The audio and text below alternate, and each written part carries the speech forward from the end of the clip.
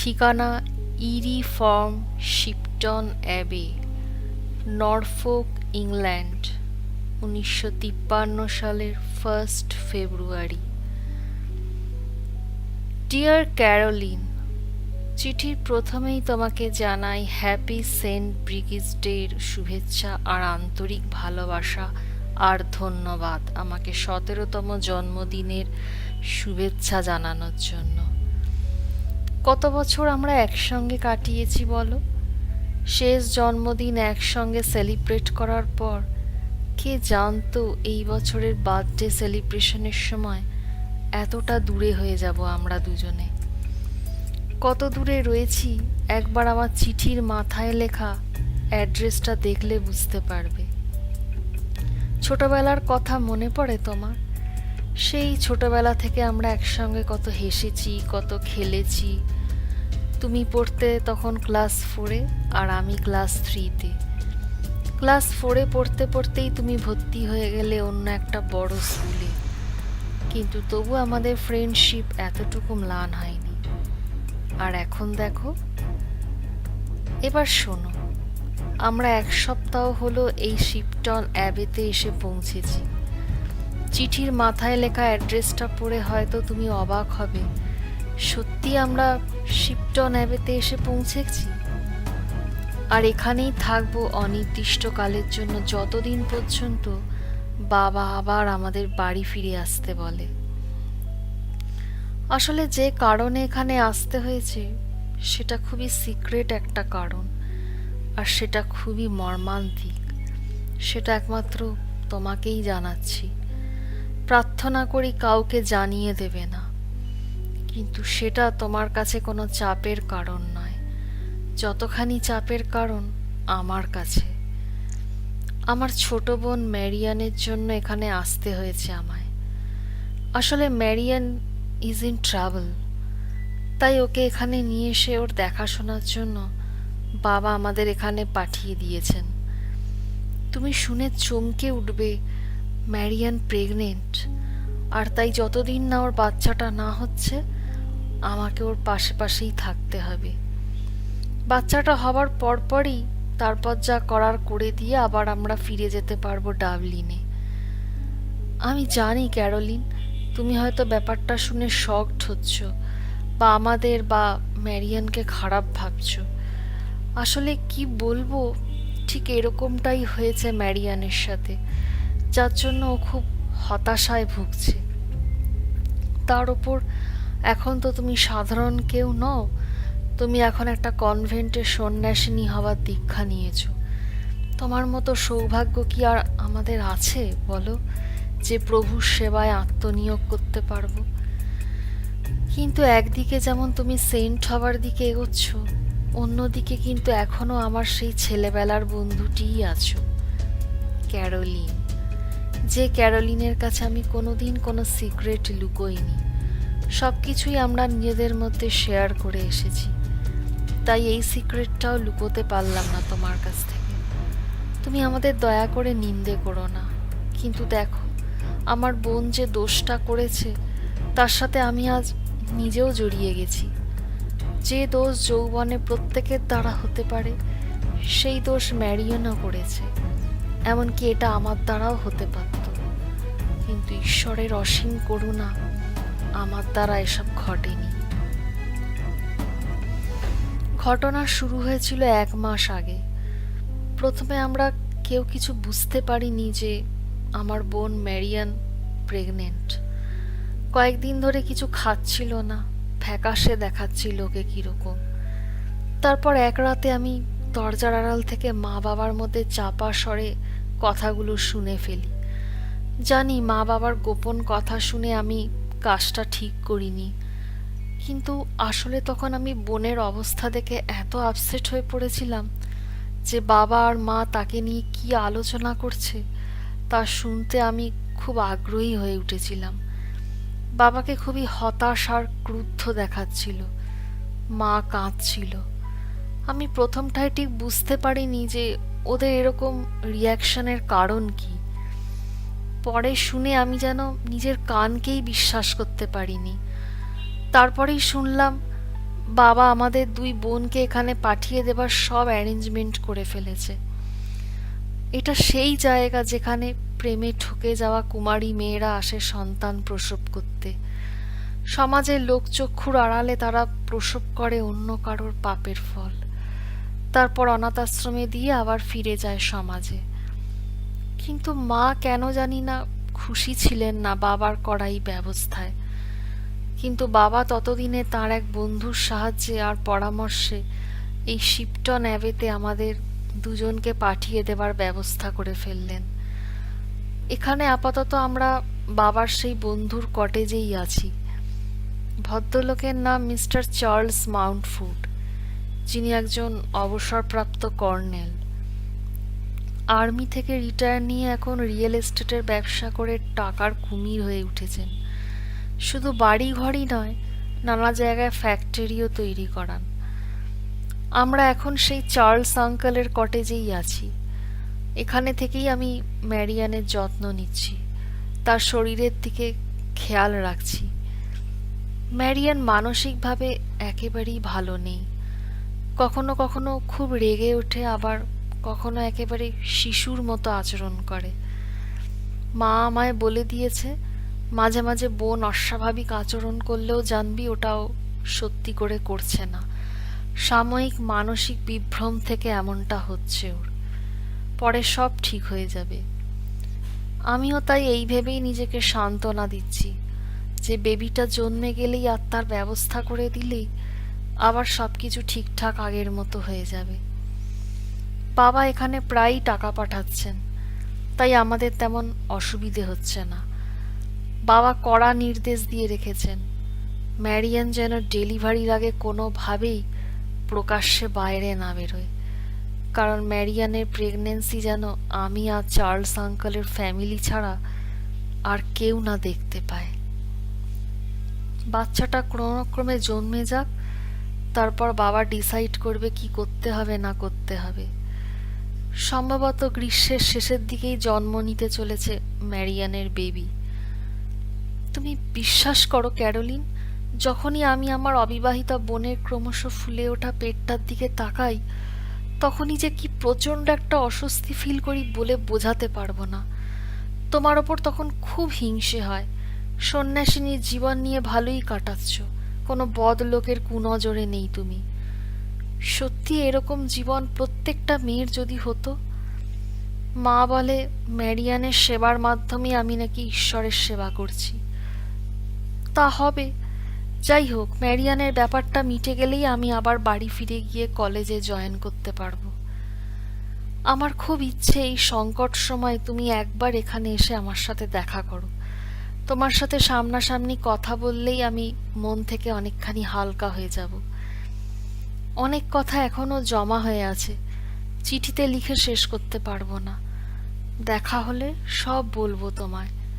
ভালো থেকো। ইতি, তোমার লিলি।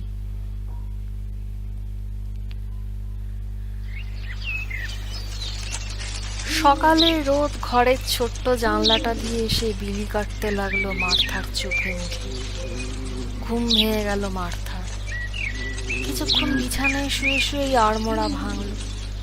সকাল হয়েছে বুঝতে পেরেই ওর মনে পড়ে গেল আজ এই হথন কটেজে ওর প্রথম ভোরে। আজ গতকালই ও এসে পৌঁছেছে এই কটেজে, একাই এসেছে, রুবিকে সাথে নিয়ে আসেনি। ওর বান্ধবী শিউ আর কয়েক ঘন্টার মধ্যে রুবিকে নিয়ে এসে পৌঁছবে নরফোকের এই ছোট্ট গ্রামটায়। গতকাল মার্থা একা এসে নিজের হাতে সবকিছু গুছিয়ে নিয়েছে। রুবিকে শিউয়ের জিম্মায় রেখে এসেছিল, আজই রুবি এসে পড়ছে। এই প্রথম একটা রাত কাটলো মার্থা যে মেয়ের সঙ্গে কাটায় মিশে। শিউয়ের কাছেই একমাত্র ভরসা করে মেয়েকে রেখে আসতে পারে সে, আর কারোর কাছে নয়। ছোট্ট রুবির বেশ ভালোভাবেই দেখভাল করবে শিউ। মার্থার সঙ্গে ড্যানের ডিভোর্সের সময়ের দিনগুলোতেও একমাত্র শিউই ওর পাশে সব সময় থেকে ওকে সাহস জুগিয়েছিল। এই হথন কটেজটার হদিশ মার্থা ইন্টারনেট মারফত জানতে পারে। রেন্টাল হাউস সংক্রান্ত ওয়েবসাইটগুলো ঘাঁটতে ঘাঁটতে তার চোখ এই কটেজের বিজ্ঞাপনের ওপর পড়ে।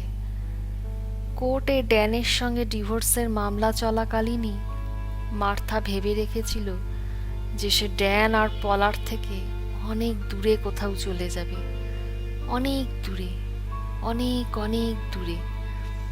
এতদিন যেটা ছিল পরিকল্পনা, ওয়েবসাইটে হথর্ন কটেজের ভাড়া দেওয়ার বিজ্ঞাপনটা দেখেই সে বরাবরের মতো মনস্থির করে ফেলে। ইন্টারনেটে নরফোক কোস্টের কাছে হোয়াইট ওয়াশ করা বাড়িটার পোস্টকার্ড সাইজের ছবিটা ওকে যেন চুম্বকের মতো আকর্ষণ করতে থাকে। এক নজরেই পছন্দ হয়ে যায় কটেজটিকে। ঘরগুলো যদিও ছোট ছোট, কিন্তু তাতে অসুবিধে মনে হয়নি ওর। দুজন তো মাত্র থাকবে, ঘর ছোট হোক বা বড়, কি বা এসে যায় তাতে। তবে কিচেন আর ডাইনিং রুমটা বেশ বড়। লিভিং রুমে বসলেই বাইরে ল্যাভেন্ডার আর অন্যান্য ফুলের গাছে ভরা বাগানটা চোখে পড়ে।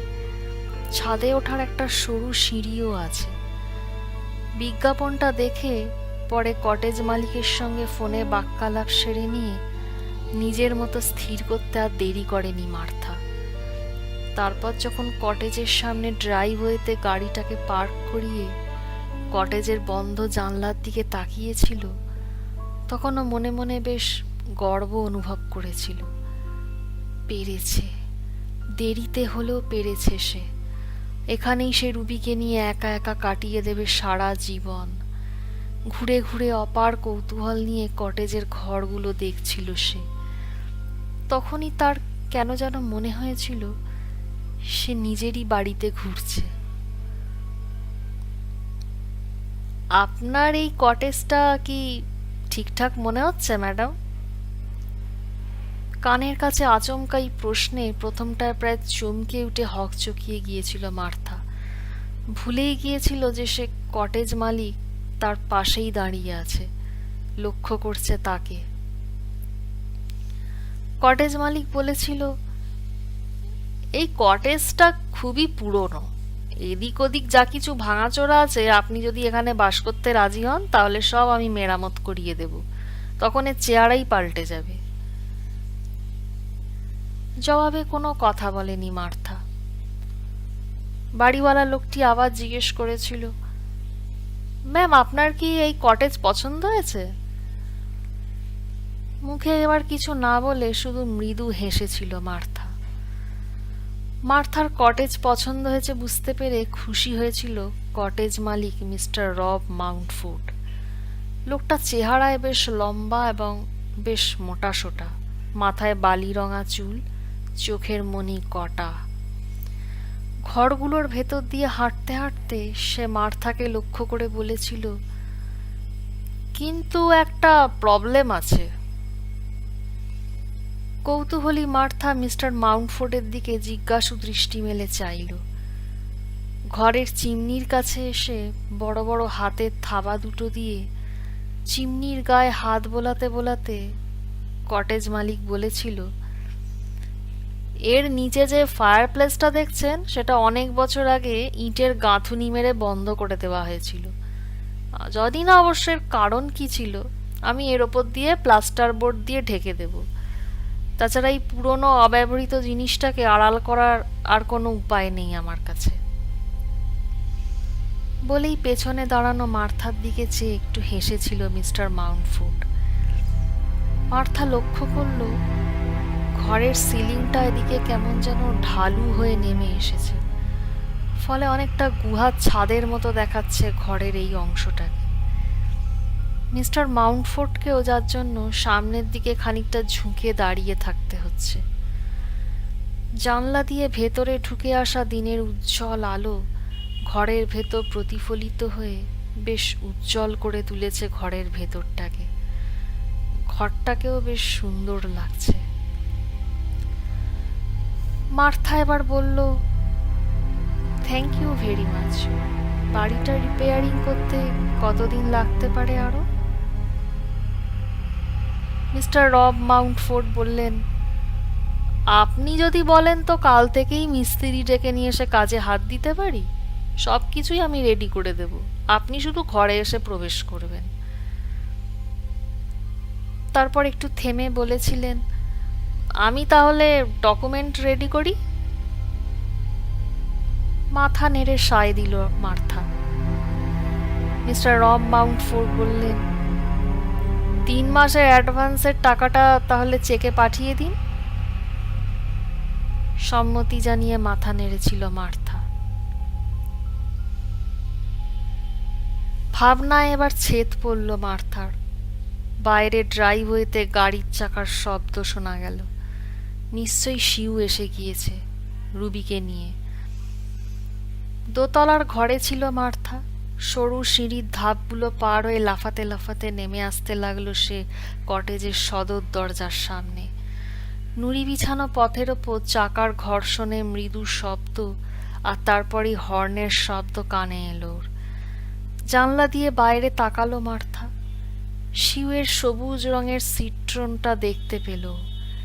একই সাথে দেখতে পেল জানলা দিয়ে মাথা সামান্য বের করে এদিকেই তাকিয়ে রয়েছে শিউ। 35 বছর বয়স শিউয়ের, কিন্তু এখনো দেখলে মনে হয় বয়স কিছুতেই 20-র বেশি নয়। 5 ফুট 3 ইঞ্চি উচ্চতা, স্লিম ফিগার, মাথা ভর্তি কালো চুল, আর কানের পাশে চুলের সরু জুলফি বাড়তি একটা ইলিউশন এনে দিয়েছে ওর চেহারায়। মার্থা দরজা খুলে শশব্যস্তে এগিয়ে গেল গাড়ির দিকে। শিউ গাড়িটা পার্ক করিয়েছে কি করায়নি, মার্থা দৌড়ে গিয়ে গাড়ির প্যাসেঞ্জার সিট থেকে কোলে তুলে নিল ছোট্ট রুবিকে। বেচারি 3 ঘন্টা জার্নি করে এসেছে। সেই কোন সকালে যাত্রা আরম্ভ করেছিল লন্ডন থেকে, তারপরেই টানা জার্নি। নিশ্চয়ই খুব খিদে পেয়ে গেছে মেয়েটার। ও আমার ছোট্ট সোনামণি, বলতে বলতে রুবির কপালে গালে চুমুর বন্যা বইয়ে দিল মার্থা। মাকে এত ঘন্টা না পেয়ে মুখটা দেখো শুকিয়ে গেছে একেবারে। এই তো আমি সোনা, দেখো এই তো। এতক্ষণ পর মায়ের কোলে এসে ছোট্ট রুবির মুখেও যেন আনন্দ উপচে পড়ল। বোধহয় ডেকে উঠতে চাইল মা বলে ডাকার জন্য, কিন্তু বলতে পারল না। তাতে তার মুখের ভেতরে ছোট্ট লাল জিভটা বেরিয়ে পড়ল। তাতে রুবিকে আরো আদর আর চুমোয় ভরিয়ে দিতে ইচ্ছে করল মার্থার।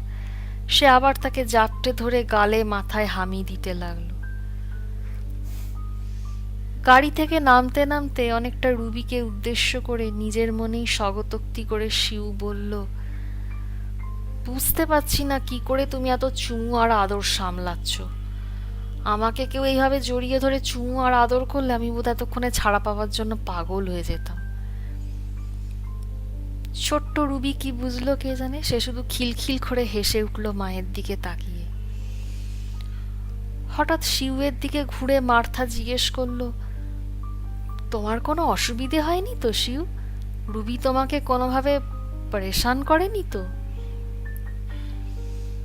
গাড়ি থেকে রুবির প্যাক করা সামানগুলো নামাতে নামাতে শিউ বলল, সে তো তুমিই ভালো জানবে। আমার ঘরের একটা কাগজও আর আস্ত নেই জানো। মাঝখানে তো দুবার আমার সিগারেটের প্যাকেট থেকে ওকে সিগারেট বের করে মুখে দিয়ে স্মোক করতে দেখেছি। আঁতকে উঠল মার্থা। হ্যাঁ, বলো কি?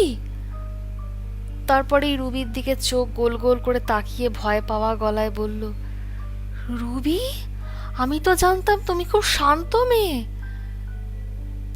রুবি আবার খিলখিলিয়ে হেসে উঠল। মাকে পেয়ে এখন দারুণ খুশি সে। অনেকক্ষণ একটানা ড্রাইভিং করে এসে শিউ এখন বেশ ক্লান্ত। রুবির লাগেজগুলো ড্রাইভওয়েতে এক এক করে নামিয়ে রেখে এবার জায়গাতেই দাঁড়িয়ে আড়মোড়া ভাঙতে লাগলো সে। সেই অবস্থাতেই সে মার্থার নতুন কটেজটাকে কৌতূহলী আর উৎসুক নজর দিয়ে দেখতে লাগলো।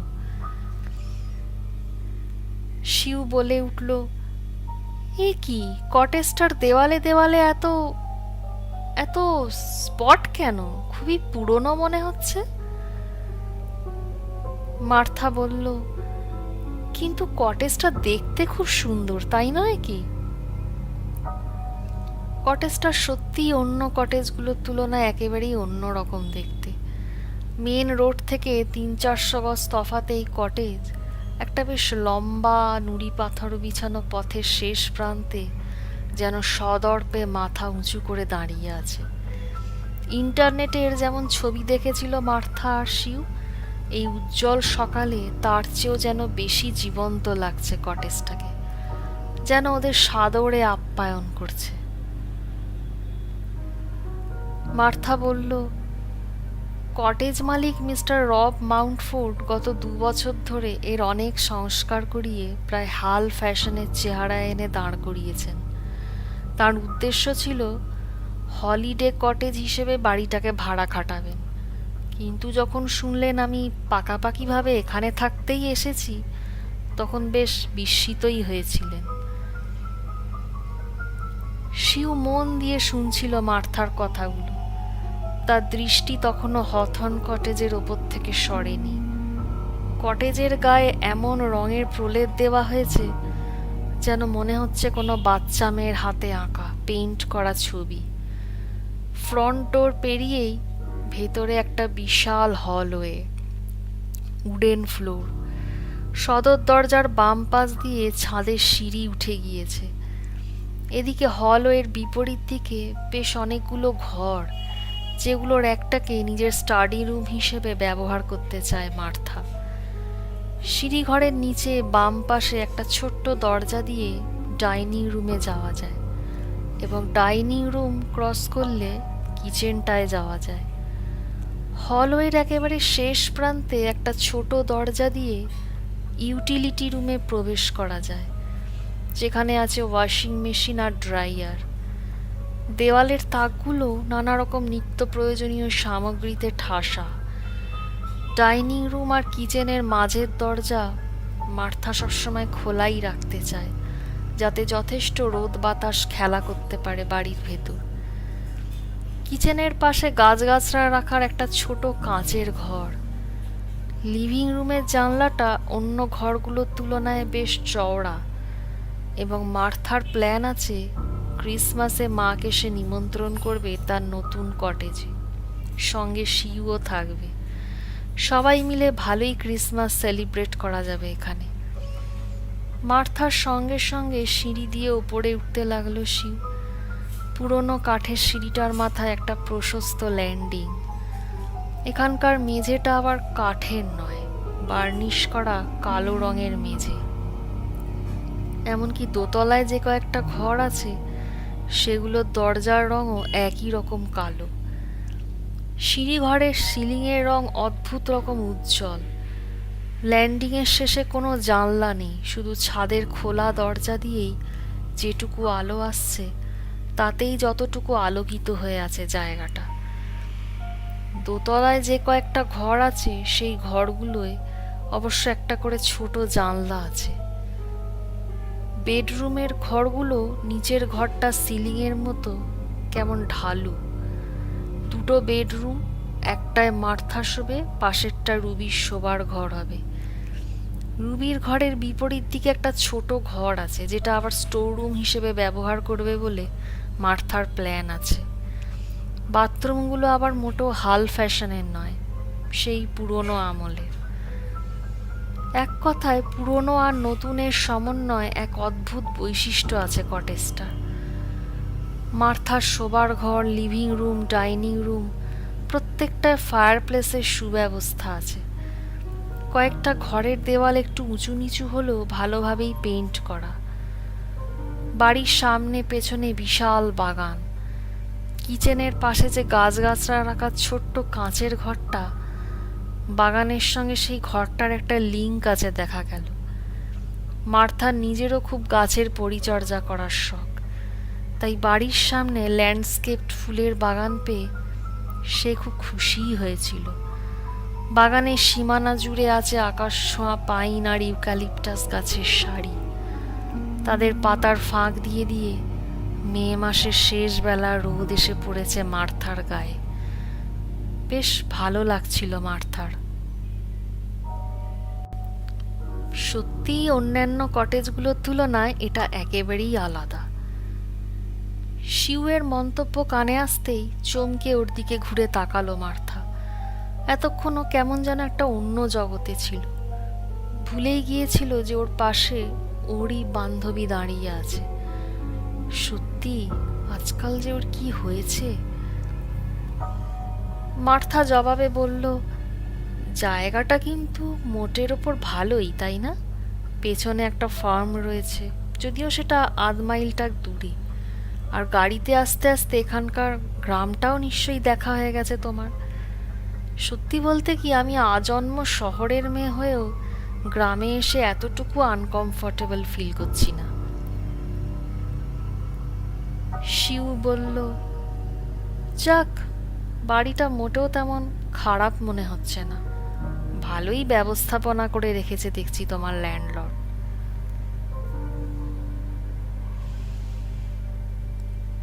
শ্রোতা বন্ধুরা, এই পর্বটি এখানেই সমাপ্ত। আগামী পর্ব নিয়ে আমি খুব শিগগিরই আসছি। আপনাদের আমাদের চ্যানেল ভালো লাগলে দয়া করে আমাদের চ্যানেলটিকে সাবস্ক্রাইব করবেন, লাইক করবেন, কমেন্ট দিয়ে নিজেদের মতামত দেবেন।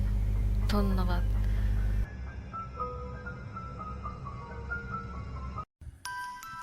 গল্পটি শোনার জন্য আপনাদের সবাইকে অসংখ্য ধন্যবাদ। পরবর্তী পর্ব পেতে অবশ্যই আমাদের চ্যানেলটি সাবস্ক্রাইব করুন এবং বেল আইকনটি ক্লিক করুন। গল্পটি ভালো লাগলে অবশ্যই ভিডিওটিতে লাইক ও কমেন্ট করে জানাবেন। শুভরাত্রি।